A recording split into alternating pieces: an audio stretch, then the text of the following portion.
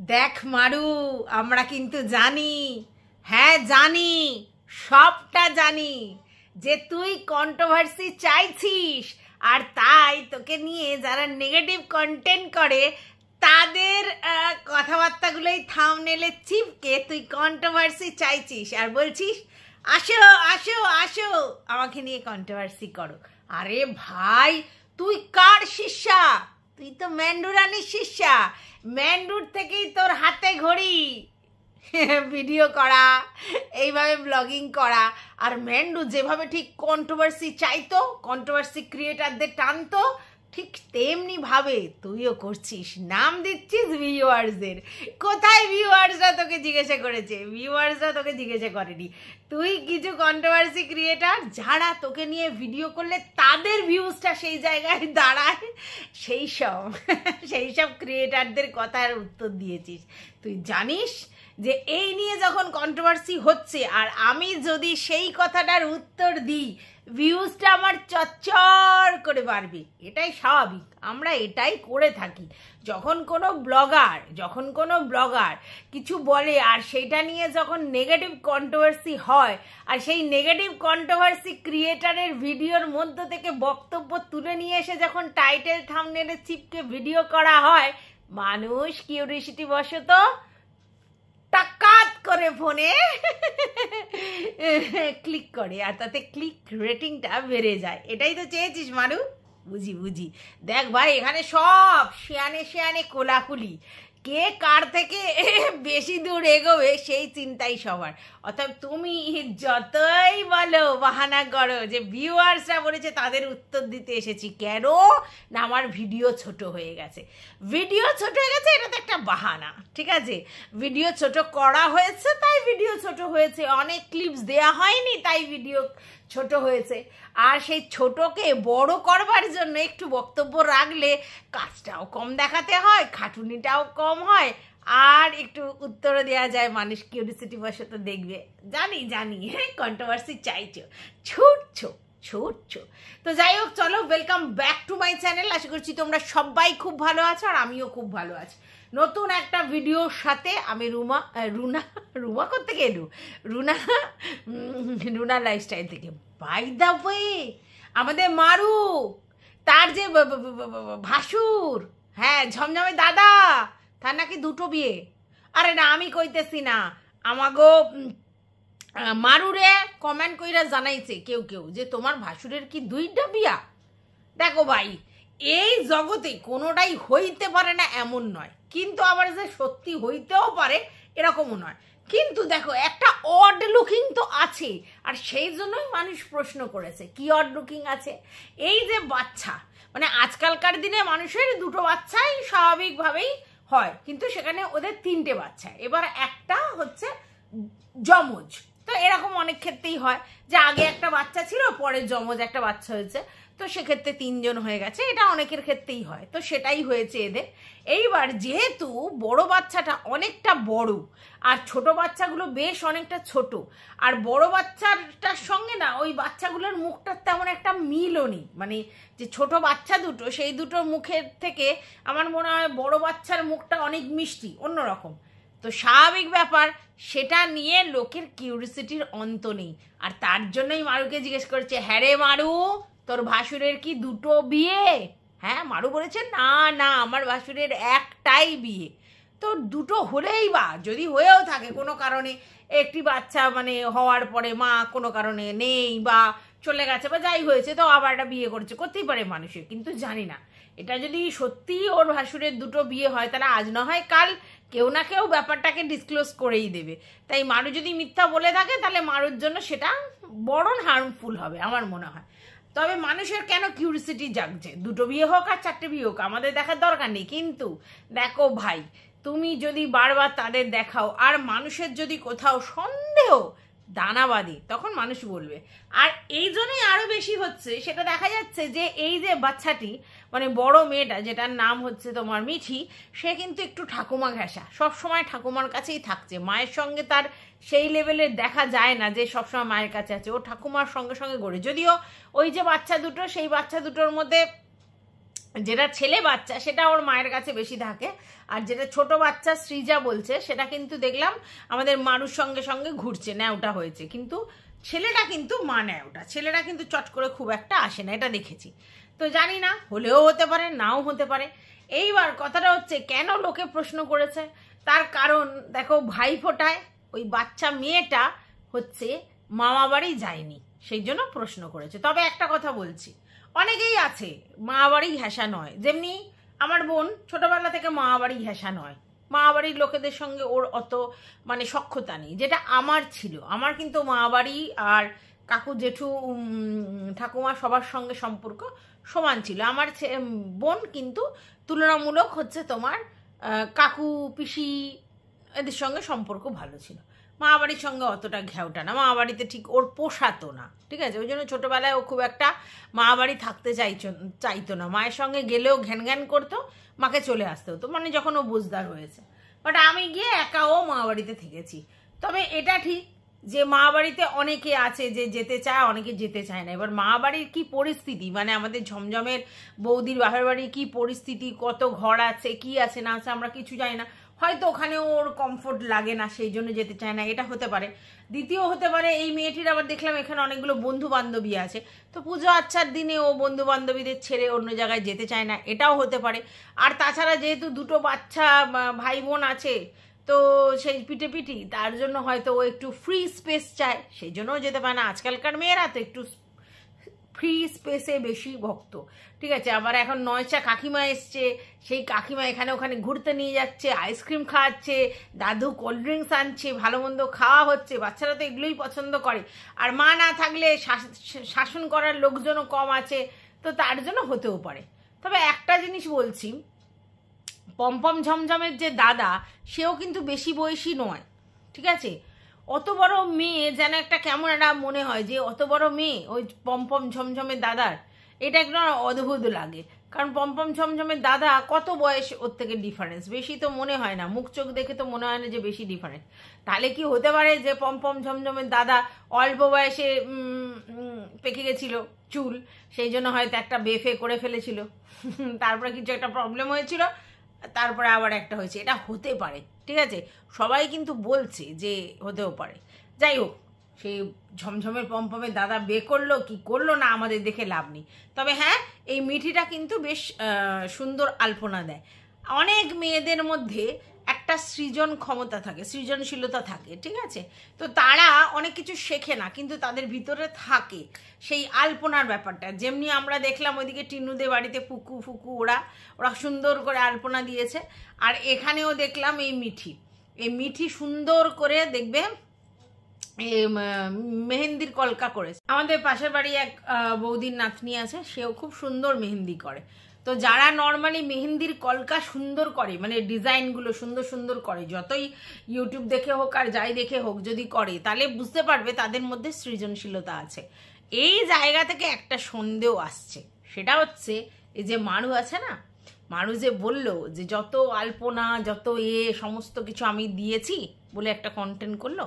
দেখো, ব্লগাররা মিথ্যে কথা প্রচুর বলে, সব যদি ওরা করতো আমি করেছি করে যা উতাল পোতাল ওরা করে সবাই, এত সহজ সব কিছু করা আর সব দেখানো, এগুলো ক্রেডিট নেয়া, ঠিক আছে। তো সেটা আমার যতদূর এখন মনে হচ্ছে যে ওইটা হচ্ছে ওই মিঠি আলপনাগুলো দিয়েছিল, হয়তো দু একটা ও দিয়েছে, সেইটাতেই বললো পুরো আলপনা সারা বাড়ির আমি দিয়েছি। বাবা মারু রে, আসলে কি বলতো, এরা শুনতে চায় তুমি দুর্দান্ত রান্না করেছো, তুমি খুব সুন্দর গুছিয়ে কাজ করো, তুমি সুন্দর আলপনা দিচ্ছ, তুমি পুরো লক্ষ্মীমন্ত মেয়ে, শ্বশুরবাড়িতে গিয়ে হেভি মাইনে নিয়েছো, ঠিক আছে, শ্বশুর শাশুড়ি একেবারে চোখের নয়নের মনি হয়ে গেছো, ঠিক আছে। তো এই যে এত কিছু করা, এইগুলো যে এই ওয়ার্ডগুলো শুনতে হবে ভিউয়ার্সদের কাছে, তার জন্য আমি ছপ করেছি।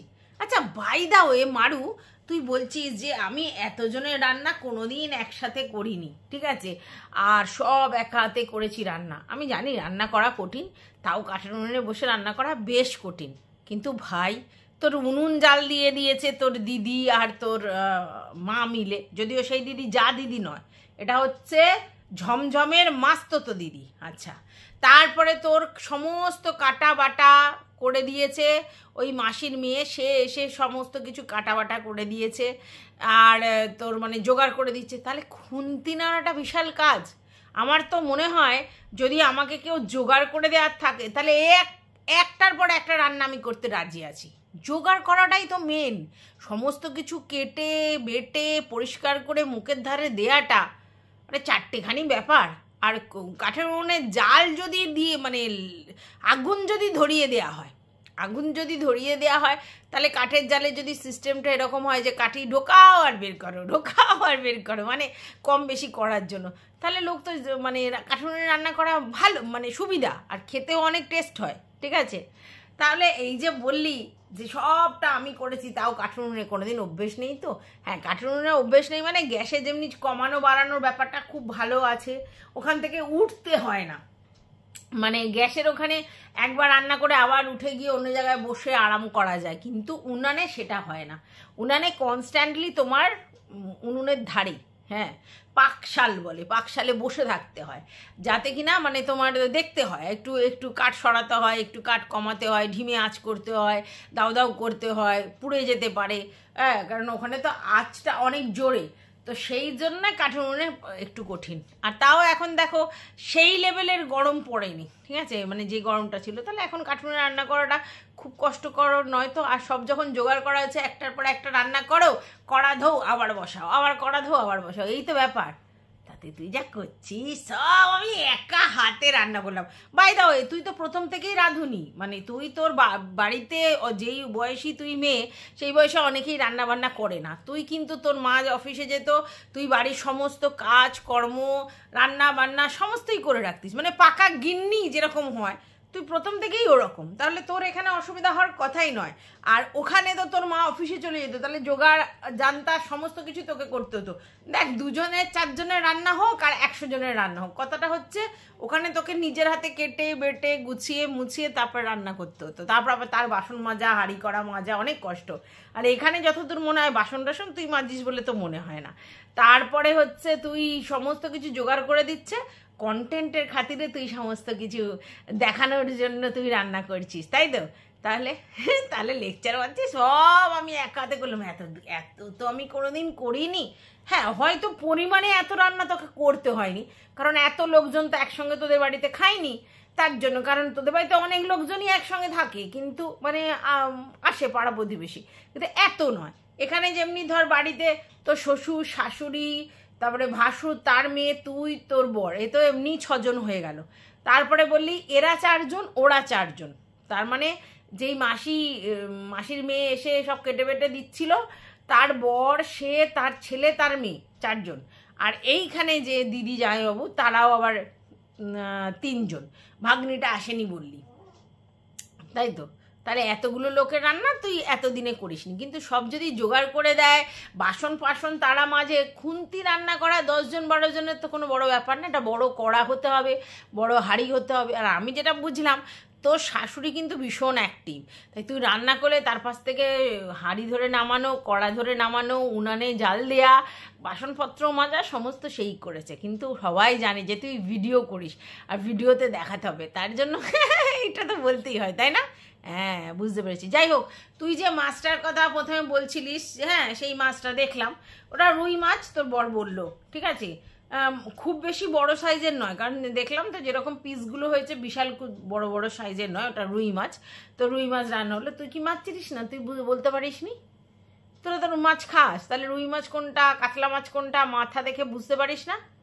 আমি জানি না, আমি অনেক গ্রামের ব্লগারদের দেখছি, বললে বিশ্বাস করবে না, তারা নাকি মাছ কাটতে জানে না, তাদের মাছ গন্ধ লাগে, মাছ ধুতে জানে না, কোনটা কি মাছ চেনে না, কত রকম রঙ দেখি গ্রামের মেয়েদের। আর বললে বিশ্বাস করবে না, আমরা তো ছোটবেলা থেকে এরকম মফস্বল জায়গায় রয়েছি, মাছ কোনটা কি হেনা তেনা অমুক তমুক সব জানি। সে বাজারে গিয়ে হোক, বাবা বাজার করে এনে দিয়ে হোক, বা মা মাছ কাটাতো মা ছোটবেলা থেকে, মানে সেই আমি 7 8 পড়ি তখন থেকে মাছ কাটতে পারি। মানে কিন্তু শিখেছি। কিন্তু এই গ্রামের মেয়েরা অনেকেই দেখি বলে, শুধু এই মানে মারু বলছে তা নয়, অনেকেই দেখি তারা মাছ চেনে না, মাছ জানে না, কি মাছ জানে না, মাছ কাটতে জানে না। সেদিনকে তো দেখছিলাম যে টিনুর মাও মাছ কাটতে ভালোবাসে না, পারে না, জানে না। টিনুর বৌদি মাছ কাটে, হ্যাঁ, টিনাও মনে হয় মাছ কাটতো, টিনার মা মাছ কাটতে পারে না, না কি একটা শুনেছিলাম। তাহলে বুঝতে পারছো। তো যাই হোক, আমাদের এই মারু অনেক গেলোগপ্প দিয়েছে। সেইটা হচ্ছে যে ওই যে আলপনাটা ওটা মিঠিয়ে এঁকেছে। তারপরে এই ভাসুরের ব্যাপারটা একটু জল মেশানো আছে, রান্না করাটা টোটালি জল মেশানো। রান্নাও ডেফিনেটলি করেছে, কিন্তু জোগাড়যন্ত্র অন্য লোক সমস্ত করে দিয়েছে, আর বাসনও অন্য লোকজন মেজেছে, সমস্ত কিছু করেছে। কন্টেন্টের জন্য রান্না করেছি করতে হচ্ছে। আর ও কি বললো যে এতজনের রান্না তো আমি একসাথে করি না, তাহলে ওদের লক্ষ্মী পুজোও তো বেশ কজন খেয়েছিল, সে রান্না তাহলে ও কী করে করলো? ওখানেও তো বললো সবটা আমি করেছি। যে কি বলে কি না বলে, ব্লগিং করার জন্য মিথ্যে বলে ঠিক আছে, কিন্তু সেই লেভেলের মিথ্যে বলছে, তাই না? যাই হোক, এবার একটা মেন টপিকে আসি, যেটা হচ্ছে ওই যে বিট্টু আর রাজ এদের নিয়ে যে কথাগুলো বললো, যে ওদেরকে আমি রাখি পড়াই কিন্তু ভাইফোঁটা কোনো দিন দিইনি এবছর, বিয়ের আগেও না বিয়ের পরে না। তো বিয়েতে তো সবে হয়েছে, তো বিয়ের পরে কি, সবে তো একবার হলো, তো বিয়ের আগে না পরে না এমন করছি যেন তুই 20 বছরের গিন্নি, ঠিক আছে? তো বিয়ের আগে দিত না, এটা তো ক্লিয়ার। বিয়ের পরেও কোনো দিন মানে দেবে ভেবেছিল, বিয়ের আগে দিত না, কারণ ও যেহেতু অন্য ধর্মে ছিল, সেখানে তো ভাইফোঁটা ছিল না, তার জন্য ও ভাইফোঁটা দিত না। কিন্তু রাখিটা যেহেতু সর্বধর্ম সমন্বয়, সবাই আর কি সবার হাতে রাখি বাঁধতে পারে, তাই ও ওই সেন্সে বাধ্য। তো ভাইফোঁটাও কোনো দিন দেয়নি, এই যেহেতু ওদের ইয়েতে নেই বলে। আর এই বছর নাকি বিট্টুর মা ওকে, বিট্টু না রাজের মা ওকে আসতে বলেছিল, কিন্তু যাকে ও কাকা কাকি বলে, তো ও যায়নি। কেন যায়নি, এটাই হচ্ছে বড় প্রশ্ন। যখন বিট্টুর সঙ্গে ওর সম্পর্ক আছে, ওরা এখানে এসেও ছিল, তারপরে ওর মা কাকা সবার সাথে কথা হয়, নিজে বলছে, মানে কাকা কাকি বিট্টু সবার সাথে কথা হয় বলছে, তাহলে কেন, তাহলে কি ব্যাপার? তাহলে এটাই ব্যাপার যে মারুর মা খুশি হয় না। মারুর মায়ের সঙ্গে যে ঝামেলাটা বেঁধেছে, মারুর মা চায় না বিট্টুর সঙ্গে ও সম্পর্ক রাখুক, বা ওদের বাড়িতে যাক, বা ওদের সঙ্গে অতিথিয়তাটা রাখুক, এরম একটা কিছু হয়েছে। ওটা ওর মায়ের কথা বলেছে, আর কার কথা বলবে? বলছে যে কেউ চায় না যে ওদের সঙ্গে সম্পর্ক রাখে। এখানে রাগ অভিমান করে যে এই কথাটা বলার কাকে বলে? নিশ্চয়ই কন্ট্রোভার্সি ক্রিয়েটারদের বলবে না, আর আশেপাশের কেউ নেই তাদের বলবে না, এটা টোটালি ওর মাকে বলেছে, পরিষ্কার বোঝা যাচ্ছে।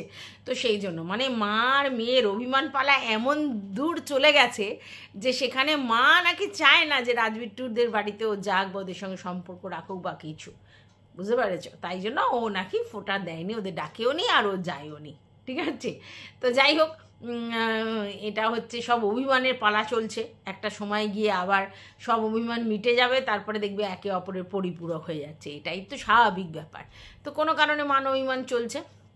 আর এখন যা দেখলাম, সেখানে মারুর শ্বশুরবাড়ি মেন কন্টেন্ট, তো সেখানে শ্বশুরবাড়ি নিয়ে কোনো কিছু যদি মারুর মা বলে, তাহলে তো মারুর এখন খারাপ লাগবে, তাই জন্যই একটু সমস্যাটা হচ্ছে। আসলে পমপমকে নিয়েই বলেছে।